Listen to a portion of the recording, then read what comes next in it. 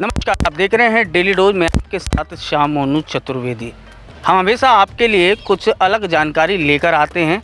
तो इस बार क्योंकि मथुरा में बसंत पंचमी से ही होली का त्यौहार बड़े ही धूमधाम से मनाया जा रहा है और ब्रज के सभी मंदिरों में, लगभग बल्लभ कुल के सभी मंदिरों में फाग उत्सव मनाया जा रहा है, होली गायन हो रहा है और वहीं गुलाल अमीर उड़ाए जा रहे हैं। इसी कड़ी में आज हम आपको जानकारी लेकर आए हैं मथुरा स्थित नंदगांव में नंद बाबा के मंदिर। तो जानेंगे नंद बाबा मंदिर के बारे में, नंदगांव के बारे में, वहाँ की होली के बारे में। वहीं वहाँ की एक परंपरा है कि नंदगांव और बरसाना में आपस में वैवाहिक संबंध नहीं होते, तो उस बारे में भी जानकारी लेंगे। हमारे साथ मौजूद हैं नंद बाबा मंदिर के सेवायत सुशील गोस्वामी जी। गोस्वामी जी से आज चर्चा करेंगे इस विषय पर। गोस्वामी जी से पहले तो स्वागत है आपका हमारे इस चैनल में। तो मेरा सबसे पहले सवाल है कि नंदगांव क्या है? अगर दर्शक जानना चाहें कि नंदगांव क्या है तो उस बारे में थोड़ी जानकारी। देखिए, जो नंदगांव है, जैसा पूरे विश्व के लोग जानते हैं कि भगवान श्री कृष्ण का जन्म मथुरा में कंस के कारागार में हुआ और उसके बाद मध्य रात्रि में वसुदेव जी उन्हें यमुना पार महाबन ले गए, जिसको गोकुल भी कहते हैं। और वहाँ भगवान 2 वर्ष 3 दिन तक वहाँ पर रहे, लेकिन कंस के जब राक्षसों के उत्पात हुए तो उसके बाद नंद बाबा अपने पूर्वजों के गांव नंदगांव आ गए भगवान कृष्ण को लेकर। और फिर 9 वर्ष 49 दिन तक वो नंदगांव में रहे और नंदगांव में रहकर उन्होंने अपनी जितनी समस्त बाल लीलाएँ वहीं से संचालित की, चाहे गिरिराज धारण लीला हो, कालिया नाग नाथने की लीला हो, चीरना लीला हो, गौचारा लीला हो या विभिन्न राक्षसों का वध, वो सब नंदगांव में रहकर ही उन्होंने किया। और फिर नंदगांव से ही कंस को मारने के लिए अपने चाचा अक्रूर जी के साथ वो मथुरा आए। तो ये भगवान कृष्ण 11 वर्ष 52 दिन तक ब्रज में रहे। तो मैंने बताया कि 2 वर्ष 3 दिन तक वो महाबन गोकुल में रहे और 9 वर्ष 49 दिन तक वो नंदगांव में रहे। तो ये नंदगांव का भगवान कृष्ण से जुड़ा हुआ इतिहास है और भगवान की लीला भूमि, क्रीड़ा भूमि के नाम से नंदगांव प्रसिद्ध है। अब आपने चर्चा की है कि नंदगांव के इतिहास को लेकर, तो मैं वहाँ नंदगांव का सेवायत हूँ। नंद बाबा मंदिर जो प्रसिद्ध वहाँ का विश्व प्रसिद्ध है, श्री नंदराय जी महाराज का मंदिर। और मेरे जो पूर्वज है वो लगभग 1100 वर्ष से लगातार अनवरत रूप से वहाँ की सेवा करते चले आ रहे हैं और मैं उसी जो परंपरा में आज नंदवा मंदिर का सेवायत हूँ। और हमारे पूर्वज थे देवकर्ण जी महाराज, उसके बाद आनंदगंज जी महाराज, तो उन्हीं की वंश परंपरा से ये सेवा लगातार चली आ रही है। और हम लोग नंद बाबा मंदिर में भगवान श्री कृष्ण की बाल कृष्ण के रूप में सेवा करते हैं, बाल बाप की सेवा है वहाँ। ये सब मैंने सुना है कि जो नंद बाबा का मंदिर है एक पहाड़ी पर मौजूद है जी। तो क्या है उस पहाड़ी का इतिहास, थोड़ा उसके बारे में? देखो, पर्वत की आपने जो बात की है, तो भगवान कृष्ण की द्वापर काल की लीला के दर्शन करने के लिए हमारे सनातन धर्म के जो 3 प्रमुख देव हैं, ब्रह्मा विष्णु महेश, तीनों पाषाण के पत्थर के रूप में यहाँ पे पर्वत के रूप में विराजमान हुए हैं। तो गोवर्धन जी की जो करोड़ों लोग प्रतिवर्ष परिक्रमा करने आते हैं वो साक्षात विष्णु जी का स्वरूप है। और बरसाना जो है राधा रानी की जो नगरी है वो ब्रह्माचल के रूप में है। तो ब्रह्मा जी के जैसे 4 सिर थे, तो ऐसे ही ब्रह्माचल पर्वत जो बरसाना का पर्वत है उसके 4 शिखर है, दानगढ़, मानगढ़, बिलासगढ़ और भानगढ़। तो ब्रह्मा जी के रूप में वो बरसाना का है। और जो नंदगांव के आप जो देख रहे हैं, दर्शन कर रहे हैं, नंदबाबा मंदिर है, वो बिल्कुल इस तरह से है, पिरामिड के रूप में। सबसे ऊपर टॉप पे शिखर पे नंद बाबा का मंदिर है। तो ये नंदीश्वर पर्वत के नाम से जाना जाता है। भगवान शिव रुद्र जो है वो रुद्रगिरी पर्वत स्वयं भगवान के लीला का आस्वादन करने के लिए, आनंद लेने के लिए यहाँ ब्रज में पर्वत स्वरूप विराजे। तो आप जब नंदगांव के मंदिर में दर्शन कर रहे हैं तो यहाँ एक छोटा सा शिवलिंग भी है जिसको नंदीश्वर महादेव कहते हैं। शिवरात्रि पर जो पंच महादेव का अभिषेक होता है तो उसमें वृंदावन के गोपेश्वर, मथुरा के भूतेश्वर, गोवर्धन के चक्रेश्वर, कामा के कामेश्वर के बाद नंदगांव के नंदीश्वर का अभिषेक करते हैं। तो ये पंच महादेव की जलाभिषेक उपासना में शामिल है। तो उसी नंदीश्वर पर रहकर भगवान बालकृष्ण ने अपनी समस्त लीलाएं की हैं। नंद बाबा मंदिर के उत्सवों की बात की जाए तो विशेषकर क्या उत्सव वहाँ पर मनाए जाते हैं, थोड़ा उसके बारे में? देखिए, उत्सवों में तो ब्रज में कहावत है 7 बार 9 त्योहार। तो यहाँ तो हर रोज उत्सव है, बल्कि एक दिन में 2-2 उत्सव आ जाते हैं। और उसी परंपरा में अब इस समय फागुन मास चल रहा है और यहाँ ब्रज प्रसिद्ध, विश्व प्रसिद्ध जो लठामार होली है वो नंदगांव और बरसाना में मनाई जाएगी। इस बार ये जो होली का आयोजन है 11 मार्च और 12 मार्च का होगा। फागुन मास के शुक्ल पक्ष की 9वीं तिथि को बरसाना की लठामार होली होती है और अगले दिन 10वीं तिथि को नंदगांव की लठामार होली है। और ये होलाष्टक से ये प्रारंभ होती है। अब इस होली का जो आपने सवाल किया कि नंदगांव बरसाना का क्या संबंध है, तो देखिए, भगवान राधा कृष्ण का जो अलौकिक और दिव्य संबंध है उसी संबंध को द्वापर से लेकर और आज 5200 लगभग 43 वर्ष हो गए, उस परंपरा को आज तक नंदगांव बरसाना के लोग मनाते आए। क्योंकि भगवान राधा कृष्ण का जो संबंध है उसकी मर्यादा कहीं भी कम ना पड़ जाए, इसलिए दोनों गांव के लोगों ने आपस में कोई वैवाहिक संबंध आज तक नहीं किया है, चाहे वो हिंदू हो या मुस्लिम हो। बरसाना में भी मुस्लिम समाज के लोग हैं, नंदगांव में भी हैं, लेकिन हिंदुओं की तो बात छोड़ो, मुस्लिम लोगों ने भी हमारे सनातन धर्म के इष्ट राधा कृष्ण के इस जो अलौकिक दिव्य संबंध है उसकी मर्यादा को रखने के लिए कोई वैवाहिक संबंध नहीं किया है। ये अपने आप में एक बहुत बड़ा एक उदाहरण है। मैं अभी बात कर लूँ, मैं एक सवाल मैं लेने वाला था लेकिन आपने पहले ही बता दिया। लेकिन कैसे तैयारियां करते हैं, क्योंकि अब फागुन महीना चल रहा है, शिवरात्रि भी हो चुकी है, तो अब कैसी तैयारियां हो, क्या क्या तैयारी आप करते हैं? जो लोकगीत होते हैं वहाँ पर नृत्य, मैं देखता हूँ कि होली के रसियाओं पर ऐसो नृत्य देखने का एक अद्भुत क्षण होता है, वो कैसे बच्चे कैसे सीखते हैं? बच्चों को सिखाया जाता है या स्वतः ही वो देख देख के सीख रहे हैं? देखिए, ये हमारी लोक संस्कृति है। जैसे ब्रज में जो है ब्रजवासी है तो वो उसको किसी स्कूल में या किसी ट्यूशन की ज़रूरत नहीं है, वो पैदा होने से ब्रजभाषा बोलने लग जाता है। और बाहर के लोग आते हैं वो यहाँ पर सीखते हैं। संस्कृत भाषा हमारी देव भाषा देववाणी है, यहाँ के लोग उसको बोल लेते हैं। अंग्रेज लोग आकर यूनिवर्सिटियों में जाकर संस्कृत सीख रहे हैं। तो ऐसे जो ब्रज की लोक कला है, जो आप गायन की बात करें, नृत्य की बात करें, ये स्वतः ही भगवान की भूमि में जो यहाँ जन्म लेते हैं ब्रजवासी है वो सीख जाते हैं। अब होली की जो तैयारियों की बात है तो इसको लठामार होली कहा जाता है। नंदगांव बरसाने की जो होली है, इसमें हम लोग अपनी जो ढाल है चमड़े की बनती है, उस चमड़े की ढाल को लगभग 10-15 दिन पहले से ही तेल लगाकर उसको नरम करते हैं, सॉफ्ट, कि वो 1 वर्ष तक रखी रहती है। और जब वो बिल्कुल मुलायम हो जाती है तो उससे पे चोट नहीं लगती है। उसमें रस्सी वस्सी बांध के उसको सजाते हैं।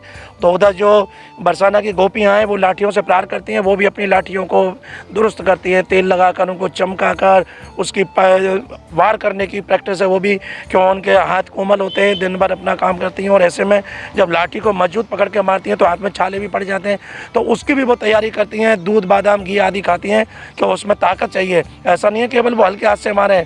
आप जो तस्वीरों में देखते होंगे, एक होरियारे के ऊपर 5-5, 6-6 जो गोपियाँ लाठी मारती हैं। चोट भी लग सकती है क्या? क्योंकि ढाल इसलिए लेके जाते हैं कि चोट ना लगे, या किसी के लग चुकी हैं? बिल्कुल मोनू जी, आपने सही ये प्रश्न किया। देखिए, ये जो पहले मैं इसका इतिहास बताऊं, लठामार होली आखिर है क्या, क्यों शुरू हुई? भगवान कृष्ण की ससुराल है बरसाना। तो जब अपनी ससुराल में होली खेलने जाते हैं तो अपनी जो राधा रानी की सहचरियाँ सखियाँ हैं तो उनके साथ भगवान कृष्ण और उनके उत्पाती सखा हास प्रयास करते हैं। जब हंसी ठिठोली होती है तो वो उसके प्रत्युत्तर में जवाब में प्रेम पगी लाठियाँ उनको मारती हैं। जैसे आप लोग में भी देखते होंगे, आपके घर में भी आपकी भाभी हैं या और भी हैं, जैसे होली खेलते हैं आप उनसे छेड़छाड़ करते हैं प्रेम भरी, तो वो भी आपको पकड़ के दौड़ने के। तो ये तो आज की व्यवस्था है और वो परंपरा द्वापर की आज से 5242 वर्ष पुरानी है। तो उस समय भी भगवान श्री कृष्ण हंसी ठठोली जब बरसाने की रंगीली गली में करते हैं तो वहाँ की गोपियाँ सजी धजी हाथ में लाठी लेके उन पर प्रहार करती हैं। और रसकों की बाड़ी में भी आता है, उसमें फूल की छड़ी का वर्णन है, क्या फूल की छड़ी से, गुलाब की छड़ी से भगवान कृष्ण की पिटाई करती हैं। तो भगवान कृष्ण के जो सखा हैं वो भी उस ढाल को पकड़कर फिर अपना बचाव करते हैं। तो वो बचाव के लिए ढाल रहती है और उसके नीचे जो हम जो श्रृंगार में है पगड़ी बांधते हैं, पाग, और उस पाग का भी भगवान कृष्ण के जो है होली खेलने में बने आए और रसिया होली को मल्ल काच श्रृंगार धरोय माथे फेटा शीस मरोरी को। तो एक होली खेलने का विशेष श्रृंगार है, बगलबंदी, धोती, पगड़ी, तो उसको करके जाते हैं। और अब लगने की बात ये है कि भूल बस चोट भी लग जाती है, ऐसी बात नहीं है, क्योंकि तड़ातड़ जब लाठियों की बौछार होती है तो जान के कोई नहीं मारता, भूल से लग जाए। आज से 22 वर्ष पहले बरसाना में होली खेलते वक्त मेरी इस दाहिनी आँख पर सीधी लाठी लगी। आप लगाइए कि आँख बहुत संवेदनशील कोमल अंग है, अगर मैं एक उंगली भी मारूं तो आँख घायल हो जाएगी। और वहाँ लाठी पड़ी तो जब इस आँख पर लगी तो मैंने ये आँख बंद करके देखा तो बिल्कुल अंधेरा छा गया, कुछ दिखाई नहीं दिया। तो मेरे पिताजी सामने थे, वो वहाँ तुरंत आए और उन्होंने उस रंगीली गली में जो ब्रज गोपी और ब्रजवासियों की जो चरण जो रज है, जो उसमें मिट्टी पड़ी रहती है, उन्होंने उसको उठाया और मेरी आँख पर मला। 1 मिनट मरने के बाद बिल्कुल मेरी आँख की पीड़ा दूर हो गई और बिल्कुल दोनों नेत्रों से आज अगले 22 साल बाद भी बराबर देख रहा हूँ। तो ये आस्था की बात है, ठाकुर जी की कृपा है, वहाँ पर बरसती है। बिल्कुल राधा रानी और कृष्ण का जो स्वरूप है वहाँ पर एक होली उसी के रूप में मनाई जा रही है। भगवान कृष्ण के सखा उद्धव जी जब गोपियों को ज्ञान देने आए 6 महीने बाद यहाँ से प्रेम लेकर लौटे तो उन्होंने यही कामना की कि मैं ब्रज के कोई तृण बन जाऊँ, कोई धूल ब्रज गोपियों की धूल मिल जाए। तो ये साधारण नहीं है, ब्रज गोपी और ब्रजवासियों की पवित्र धूल है। और उस दिन होली में साक्षात राधा रानी आके होली खेलती हैं। खान पान कैसा रहता है, क्योंकि आपने बताया 10 से 11 की होली इस बार है। मैंने सुना है जैसा कि नंदगांव में पहले दिन होली मनाई जाती है, उसकी तैयारियां की जाती हैं। बरसाना में पहले होली होगी, फिर नंदगांव में। हाँ, बरसाना में पहले और उसके बाद नंदगांव में, वहाँ से खेल के जब हुरियारे वहाँ खेल के आते हैं तो अपने यहाँ पर खेलते हैं। तो उसकी तैयारियाँ जो आप ठहराव कैसे, कहीं कहीं जाके ठहराव भी हैं, उसके बारे में थोड़ी जानकारी दें। कहीं रुकते हैं, कहीं तैयारियाँ करते हैं पहले? देखो तैयारी तो ये अपने घर पे तो अपनी हो ही गई दाल वगैरह की। फिर खान पान का है तो जो पौष्टिक आहार है, चाहे वो मेवा हो, दूध है, घी है, वो सब लेते हैं, हुरियारे हों या हुरियारे न हो। क्यों, उस समय तो जोर आजमाइश दोनों की है। उनका लक्ष्य रहता है कि हम भगवान कृष्ण के सखाओं को इसमें परास्त करें। और कृष्ण के सखा जो हुरियारे हैं वो ये सोचते हैं कि कहीं कहीं हमारा कन्हैया की हार ना हो जाए। तो लेकिन ये जो प्रेम की होली है, इसमें ये रसिकों ने कहा भी है कि ब्रज के या फाग की जग सो न्यारी रीत। ब्रज के या फाग माने होली, ब्रज की होली की जग से बिल्कुल अलग है। तो ब्रज के या फाग की जग सो न्यारी रीत, और यह जीतनी में हार है और हारनी में जीत, यानी हारने के बाद भी जीत है प्रेम की, रस की। तो हारने का मतलब ये नहीं हार गए तो बिल्कुल मुरझा के बैठ जाएं। अगर हार हुरियारों की हो रही है तो गोपियाँ जीत रही हैं, राधा रानी जीत रही है, तो उसमें भी खुशी है, उल्लास है। और राधा रानी की सखियाँ सोचती हैं कि अगर कृष्ण कन्हैया जीत भी गए तो वो हमारे अपने हैं, वो जीत गए तो उससे बड़ी और खुशी क्या है। मैं आखिरी सवाल अब लूँगा आपसे, क्योंकि काफ़ी समय आपका लिए व्यस्त समय से। होली के बाद कैसा माहौल रहता है दोनों गांवों में, उसके बारे में और थोड़ा बता दें। कि होली में तो एक परंपरा चली आ रही है कि उस दिन जाते हैं और होली खेलते हैं, लेकिन होली के बाद क्या माहौल रहता है? देखिए ब्रज में जो होली उत्सव है, आपने भी जैसे बताया कि 40 दिवसीय ये बसंतोत्सव है। बसंत पंचमी से माघ मास के शुक्ल पक्ष के 10 दिन और फागुन महीने के 30 दिन, तो 40 दिन ब्रज में होली है। और ये होली जो है, केवल लोग 40 दिन कहते हैं, 40 दिन नहीं, 40 दिन तो केवल भगवान कृष्ण की होली है। और भगवान कृष्ण की होली के बाद फिर दाऊ जी के औरंगा शुरू होते हैं। और देखिए जो इसमें जो ढाल है, तो एक आज मैं ऐसा रहस्यों का उद्घाटन कर रहा हूँ, शायद बहुत से लोगों को पता भी नहीं होगा। ढाल को केवल एक चमड़े की ढाल ना समझे, ये भगवान कृष्ण के बड़े भाई बलराम जी का स्वरूप है। तो भगवान जब कृष्ण होली खेलते हैं तो यशोदा मैया कहती है कि भगवान कृष्ण बाल स्वरूप में छोटे हैं, कन्हैया है, लाला है। तो ये जो ब्रज की जो गोपियाँ, ये बलिष्ठ है, धींगरी हैं, ब्रजभाषा का शब्द है। तो कहीं ये कन्हैया को पकड़ना शब्द का यदि दर्शकों को बताएं, धींगरी क्या शब्द है? धींगरी का मतलब है कि वो बहुत ज़्यादा ताकतवर हैं, भगवान कृष्ण से उम्र में भी बड़ी हैं, बलिष्ठ है, ताकतवर है। तो कहीं वो भगवान कृष्ण को घायल ना कर दे और उनके चोट ना लग जाए, तो बलराम से कहते हैं बलराम जाओ तुम इनकी रक्षा करना। अब जब राधा कृष्ण का उत्सव है तो बलराम जी उसमें राधा रानी के जेठ है, बड़े कृष्ण से, तो वो उसके बीच में कैसे जाए। तो बलराम जी स्वयं ढाल बने कि हर पल हर क्षण होली उत्सव में कृष्ण की रक्षा करते हैं। और जब कृष्ण की होली संपन्न हो जाती है उसके बाद फिर बलराम जी ने देखा इस होली में तो बहुत आनंद है, तो फिर बलराम जी के औरंगा शुरू होते हैं। जो ध्वज से चैत्र मास में ध्वज है उसमें बलराम जी के औरंगा होते हैं जगह जगह। और बलदेव में होगा या कपड़ा मार होली खेलते हैं, और उसी दिन जाप बठेल में होगा, नंदगांव में होगा, गिड़ो गांव में होगा। 10 दिन पूरे औरंगा बलराम जी के चलते हैं। एक आखिरी सवाल और मेरा, पहले की होली जो भगवान श्री कृष्ण के ज़माने से वो परंपरा चली आ रही है, और आज आधुनिक युग में जो होली का वही स्वरूप कोशिश करते हैं कि वही स्वरूप देखने को मिले, क्या आपको लगता है कि वही स्वरूप मिल पाता है? देखिए परिवर्तन प्रकृति का नियम है, और द्वापर और कलयुग में तो फर्क है, लेकिन फिर भी ब्रज भूमि में जहाँ आप होली देखते हैं वहाँ कहीं ना कहीं उस भूमि में आते ही अपने आप वही भावना प्रकट हो जाती है, वही आनंद आता है। और जो दर्शक आते हैं, श्रद्धालु आते हैं, वो भी ये नहीं सोचते कि नंदगांव का व्यक्ति है, बरसाना का, वो ब्रजवासी कृष्ण के सखा राधा रानी गोपी के भाव से आते हैं। और इस पद्धति में भाव प्रधान उपासना है। अगर आपका भाव है तो आपका ये उत्सव लगेगा, नहीं तो फिर हुड़दंग लगेगा। तो हम तो यही कहेंगे कि आपके चैनल के माध्यम से, डेली डोज के माध्यम से दर्शकों से, कि आपने अगर ब्रज की अभी तक होली नहीं देखी है तो एक बार नंदगांव बरसाना जरूर होली देखने आए। अगर आपने ये लटाबार होली नहीं देखी तो समझो कुछ नहीं देखा, क्योंकि जग हो रही ब्रज हो रहा। और होली के दर्शन तो असली ब्रज में होते हैं, और ब्रज की भी जो होली की शुरुआत है वो नंदगांव बरसाना से ही होती है। और इस बार जो 11 मार्च को बरसाना की होली है, उससे एक दिन पहले 10 मार्च को अष्टमी के दिन बरसाना की गोपियाँ नंदगांव में भगवान कृष्ण को होली का निमंत्रण देने आएंगी, बुला लेकर आएंगे।